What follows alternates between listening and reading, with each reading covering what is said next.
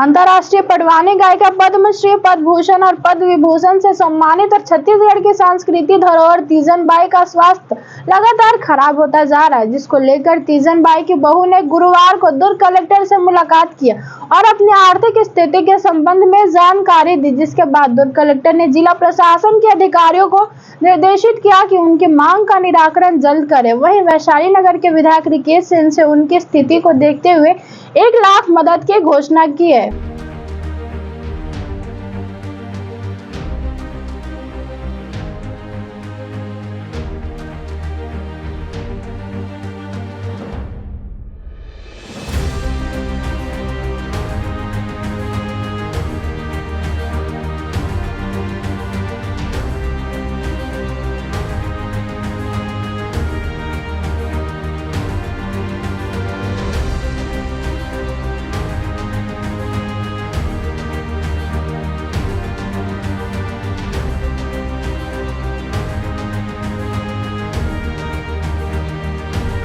Collector madam तो पहले 2-3 महीने से डॉक्टरों की टीम लगाए हुए हैं। 2-3 महीने पहले बहुत ज़्यादा बीपी बढ़ा हुआ था और तबीयत बहुत ज़्यादा ही खराब था उनका मम्मी का, तो हॉस्पिटल में भी भर्ती किए थे। तो 2-3 दिनों बाद उनका छुट्टी हुआ और बीपी नॉर्मल हो गया था।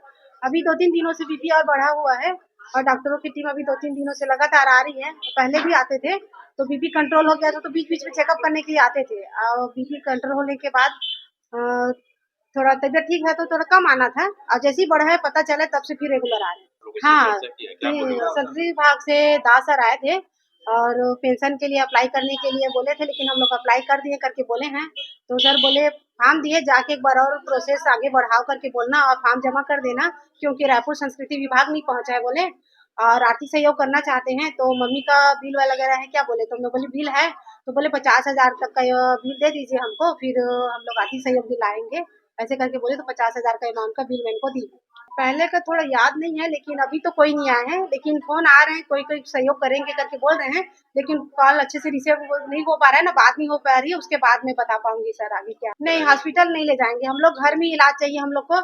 हॉस्पिटल ले जाते हैं तो मम्मी हाइपर चिल्लाने लगती है, हॉस्पिटल में नहीं रहती है, उसको परिवार को बीच में रहना पसंद है और हॉस्पिटल में जाने के बाद ना उनका तबियत और थोड़ा बिगड़ने लग जाता है। इसी वजह से हम लोग हॉस्पिटल के लिए कभी मतलब बोले नहीं है, घर में इलाज चाहिए, जो भी इलाज चाहिए हम लोग को। लगभग 3-4 महीने पहले उनके स्वास्थ्य खराब होने की सूचना मिली थी, तो तब से हमने हेल्थ डिपार्टमेंट की ओर से एक डॉक्टर की ड्यूटी वहाँ पे लगा के रखी हुई है, जो लगभग हर दिन उनके स्वास्थ्य का परीक्षण करते हैं। तो उनको जो पैरालिसिस था उसके बाद में फिजियोथेरेपी की आवश्यकता थी, वो भी उनकी लगातार चल रही है। डॉक्टर चेंज करने के लिए उनकी बहू आ जाई थी, उन्होंने कहा है, तो सीएमएचओ से चर्चा करके वो निर्देश दे दिए गए हैं। बीपी वगैरह के उनके जो इश्यूज़ हैं वो दवाइयाँ उनकी लगातार चल रही, डॉक्टर हमारे हर दिन उनके यहाँ जाते हैं। दूसरा जो पेंशन का इशू है, 2 तरीके की पेंशन उनको रहती है। जो जीएडी की पेंशन है वो सितंबर तक की जारी हो चुकी है। जो कल्चर डिपार्टमेंट की पेंशन के बारे में उन्होंने आज अपना पूरा आवेदन दिया है, तो हमने एक अपने जिला स्तर के अधिकारी को डिप्यूट कर दिया है, जो संस्कृति विभाग से समन्वय करते हुए जितना तीव्र गति से उसको हो सकता है वो करवा सकते हैं, करवा लेंगे। और जो आर्थिक सहायता की बात है, उनकी बहू भी आई थी, उन्होंने एप्लीकेशन हमें दे दिया है। अभी हमारी जिला प्रशासन की विजिट टीम भी उनका विजिट कर रही है। जो भी उनके परिवार को सहयोग लगेगा वो हम उनको सहयोग करेंगे। बताया जा रहा है कहाँ दिक्कत कहाँ रही, केवाईसी नहीं हो पाया था? सितंबर के महीने तक की पेंशन हमने अभी आज चेक करवाया है, उनको जारी हो चुकी है, तो वो जो खाते की जानकारी लेकर के उनको अवगत करा दिया जाएगा। सितंबर के बाद का पिछले जो 2 महीने का है वो आवंटन जैसे ही प्राप्त होता है उनको जारी हो जाएगा। अभी आज मेन इशू उनकी जो पुत्रवधू आई थी उनके द्वारा यही किया गया है कि उनके मझले पुत्र बस है और वो खेती बाड़ी करते हैं, तो परिवार को जो आर्थिक समस्याएं हैं अभी उनका भी असेसमेंट करके जो उनका बेहतर सहयोग किया जाएगा वो हम करेंगे।